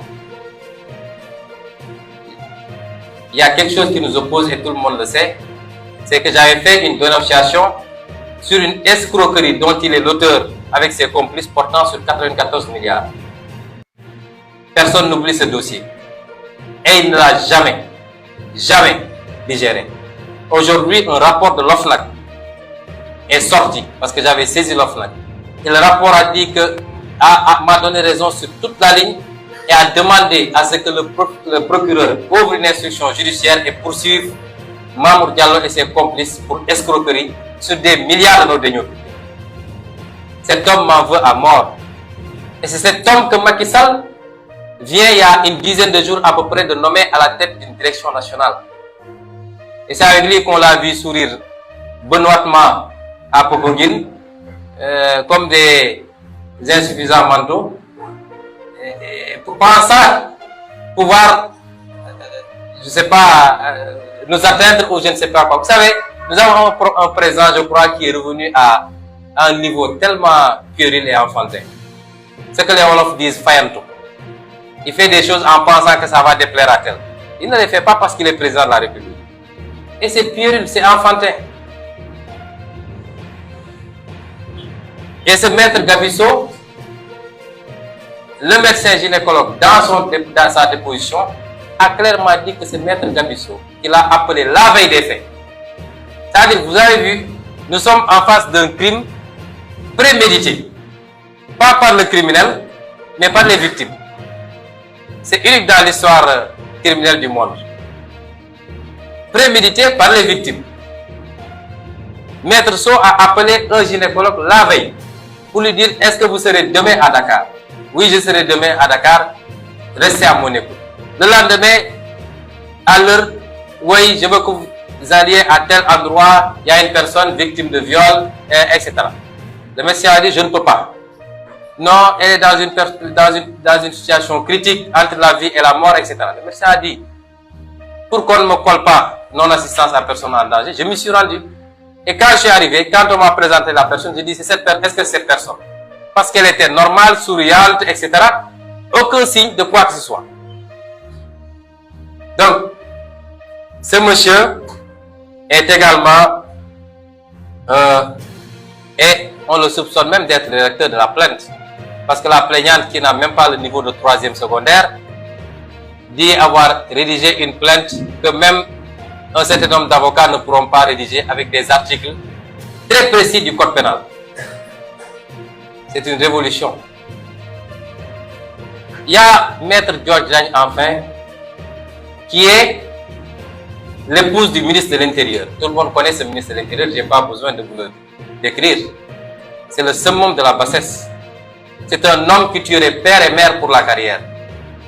Je vous le dis parce que je le connais personnellement. Et son épouse est mêlée à ce complot. Rappelez-vous, dès les premiers jours de cette affaire, il y avait une information qui avait fuité et qui venait d'elle. Elle décrivait la procédure. Oui, ne le prenez pas, ne l'enfermez pas. Ça va brûler le pays. Il faut faire ceci, il faut l'amener devant. Tout faire pour organiser un procès. Et puis, on va le confondre. Il va avouer la relation sexuelle. Sa réputation sera ternie et puis c'est fini. Et elle ne s'est pas limitée à ça. Parce que la dame de Khady Ndiaye a affirmé qu'elle l'avait trouvé à la section de recherche pour la menacer de changer sa version. Nous pouvons y ajouter Macky Sall lui-même. Parce que si vous observez bien, tous ceux qui ont refusé de participer au complot ont été sanctionnés. Le capitaine Touré a été sanctionné. Le général Tin a été sanctionné. L'MDL chef dont on parle a dû quitter la gendarmerie. Ainsi de suite. Mais tous ceux qui ont accepté de collaborer, le général Moussa Fall a été promu. Le commandant Abdoumbeng est passé colonel. Mamoudou Mamour Diallo a été nommé directeur. Ainsi de suite, ainsi de suite. Serigne Bassirou Gueye a été détaché au palais de la République. Et rappelez-vous qu'une dame a fait un témoignage public attestant d'un lien qui existerait entre Mademoiselle Adji Sarr et M. Macky Sall. Et c'est pourquoi nous avons Nous l'avons ajouté également dans la liste des témoins. Voilà ce qui s'est passé hier au bureau des doyens des juges. Rien d'autre. Le doyen des juges m'a posé 3 questions. La première, est-ce que je reconnais avoir fréquenté les lieux? J'ai dit oui. À quelle date? Je ne sais pas. Parce que moi, je ne suis pas un robot oui, j'ai pas un calepin du matin au soir pour dire à telle heure j'étais ici, etc. Ça, c'est peut-être les enquêteurs de la police qui font ce genre de pratique. Il m'a dit, est-ce que je reconnais avoir entretenu des relations avec la dame? Je lui ai dit, je ne vous permets pas de me poser de telles questions. Quand un dossier de complot est si manifeste, avec des preuves, et de l'autre côté, vous n'avez aucune preuve, je ne vous permets pas, vu le statut que j'ai, parce que dans 16 mois, j'ambitionne d'être président de la République du Sénégal, je ne vous permets pas, monsieur le juge, de me poser ce genre de questions. Et de surcroît, ce n'est pas à moi de vous donner des preuves. Et troisième question, est-ce que j'accepterai des prélèvements pour un test ADN? J'ai dit, mais vous, est-ce que ça va? Là-dedans, est-ce que ça va? Vous n'avez aucune preuve. Vous ne me mettez absolument rien. Vous voulez que moi, je donne mon sang à des comploteurs. Si vous dites avoir fait des prélèvements, qui les a fait? Qui les a gardés? Le commandant Abdoumeng, le procureur Bassirou Gueye. Et vous me dites moi de donner mon sang pour qu'on aille comparer avec ce que ces gens-là ont fait. Votre dossier maintenant se résume à une histoire de sang. Moi, mon sang là, Sonko Bankirankoli, vous ne l'aurez jamais. Si le dossier se résume à ça, il est terminé. Que chacun va à ses occupations. Mais je lui ai dit, si vous êtes conséquent avec vous, vous devez poursuivre vos investigations sur la théorie du complot. C'est même plus une théorie, sur la réalité du complot. Et si vous êtes courageux, vous irez loin. Et je lui ai rappelé la jurisprudence du Watergate aux États-Unis, qui a coûté au président Nixon son 2e mandat. Parce que le parti qui était au pouvoir avait comploté contre son opposition, en mettant un système d'écoute au niveau de leur siège et ailleurs. Quand ça a été découvert, une enquête a été menée et grâce à la détermination du juge qui a refusé de laisser tomber. Ça s'est passé avant le second mandat de Nixon. Le juge a continué, Nixon est allé en campagne, il a eu un second mandat, le juge n'a pas lâché. Et il a fallu mettre en place une commission sénatoriale. Cette commission a conclu à la culpabilité de Nixon et à sa destitution. Quand on met tous les moyens d'un État pour comploter contre une opposition, contre un opposant, cela est une haute trahison de la part de ce régime. Mais je sais qu'il n'aura pas le courage d'aller si loin. Et c'est pourquoi, pour terminer, nous avons demandé au juge si vraiment il veut une investigation digne de ce nom, de convoquer le général Moussa Fall et de l'entendre sur ses agissements, de convoquer le commandant Abdoumeng, devenu colonel, de convoquer le dénommé MC Niass, qui a déclaré publiquement avoir des preuves, et il en avait sorti au moins une, le fameux audio qui mettait en conversation Mamour Diallo et Adji Sarr. De convoquer M. Mamadou Mamour Diallo, apparemment le cerveau même de tout ce qui s'est passé. De convoquer Maître Gabisso et Dior Diagne. D'entendre également le capitaine Omar Touré. S'il ne le fait pas, il n'a pas instruit. S'il ne le fait pas, il n'a pas instruit ce dossier. Certes, il a posé beaucoup d'actes à décharge, mais nous, on ne peut pas nous endormir. Si la consigne qu'il a reçue de Macky Sall, c'est dans tous les cas de renvoyer à un procès, il peut poser des actes qui donneraient à penser qu'il instruit à décharge. L'important pour eux, c'est qu'au finish, on parle, on renvoie vers un procès. Et j'ai dit à ce doyen des juges que je n'ai aucune raison de lui faire confiance. Parce que il avait posé des actes sur ce dossier avant qu'il ne lui soit confié. Rappelez-vous qu'au mois de février, dès que cette affaire a éclaté, il avait partagé sur sa page Facebook un article tendancieux à charge contre moi, écrit par un militant de l'APR vivant en France qui se trouve être son parent, son beau-frère même. Comment est-ce qu'on peut faire confiance à un juge qui a posé cet acte déjà? Je lui ai dit, monsieur le juge, nous n'ignorons pas vos liens avec beaucoup de pontes de la République. Nous savons qu'il est très proche d'Aïssata Tall Sall, qui nous avait accusés de tous les noms, qui avait fait des courriers à toutes nos ambassades à l'étranger pour leur demander de me dépeindre en diable. Et c'est elle qui avait sorti le terme de force occulte, dont elle est seule à connaître. Ils sont très proches et le juge Maham Diallo lui a même donné le nom d'une de ses filles. Nous connaissons ses relations avec les Abdoulaye Daouda Diallo, les Farba Ngom. Je ne veux pas parler d'ethnie ni de Neto Kupando, mais nous connaissons tout. Mais nous savons surtout les pressions qu'il subit et quelquefois même les menaces. Je lui ai rappelé que son prédécesseur, M. Samba Sall, au dernier jour de gestion de ce dossier au mois de mars, avait confié qu'il avait peur pour sa vie. Mais il avait dit qu'il avait plus peur de l'État que des manifestants. C'est assez significatif.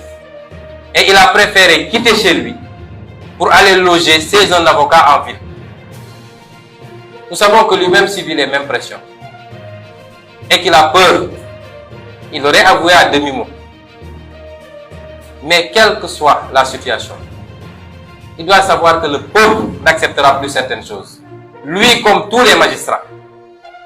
À chaque fois que ce pays a brûlé, c'est parti d'un magistrat ou d'un groupe de magistrats. À chaque fois.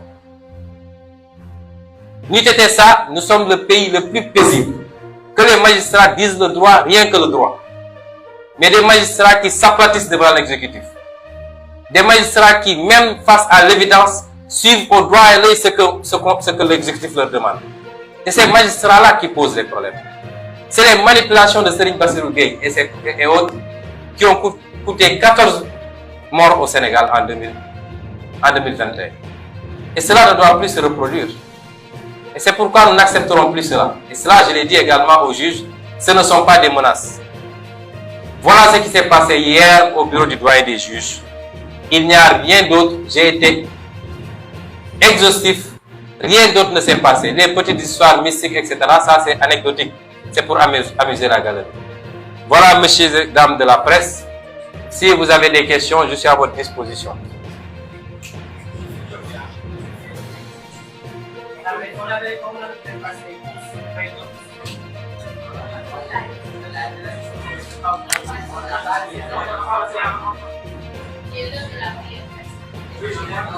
Allez-y rapidement. Qui a...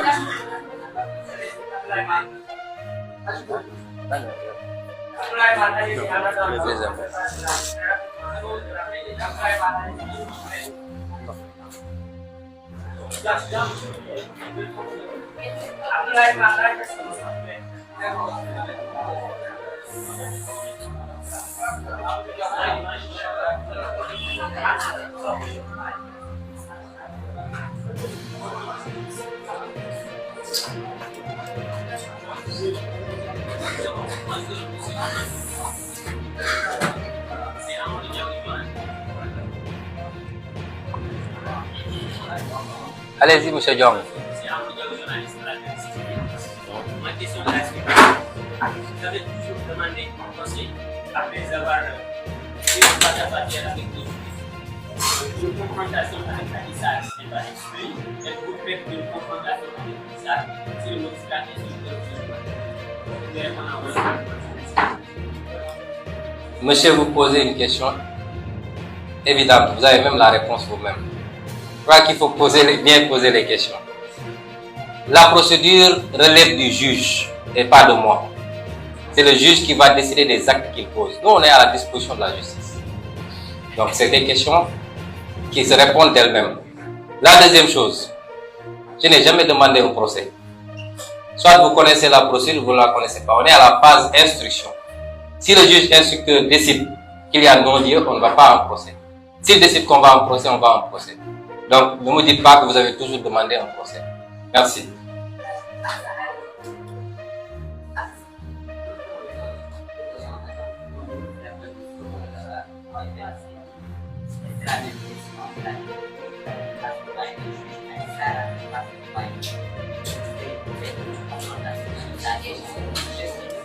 Monsieur les journalistes, si vous n'avez pas de questions, on arrête. C'est impertinent. On vient de répondre à ça, on me dit c'est la même question. Allez-y.